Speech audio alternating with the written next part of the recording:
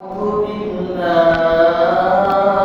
من شرور أنفسنا ومن سيئات أعمالنا من يهده الله فلا مضل له ومن يضلل فلا هادي له ونشهد أن لا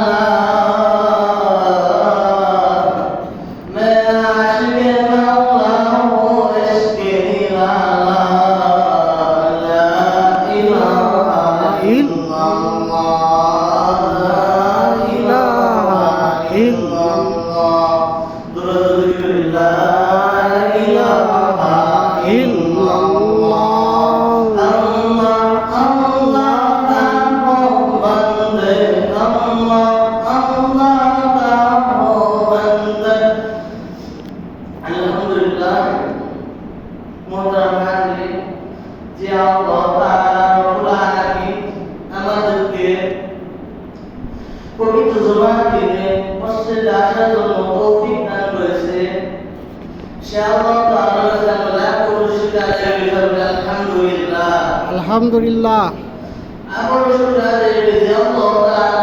আমাদেরকে সমস্ত কাজ থেকে ফারিগ করে সুস্থভাবে তোমার আমার উদ্দেশ্যে বসার জন্য দুই একটা কথা বলার জন্য তৌফিক দান করেছে। আমরা শুকরিয়া আদায় করি আলহামদুলিল্লাহ। আলহামদুলিল্লাহ। সম্মানিত মুসলমান গ্রাম, আমাদের সামনে থেকে প্রায় কিছুদিন পূর্বে অতিবাহিত হয়েছে রমজান মাস। আল্লাহ তাআলা রমজান মাসকে কেন আমাদের উপর ফরজ করলেন? কিসের জন্য রমজানকে আমাদের উপর ফরজ করলেন এবং রমজান থেকে আমরা কি শিক্ষা গ্রহণ করব? রমজানের উদ্দেশ্য কি এবং তার থেকে আমাদের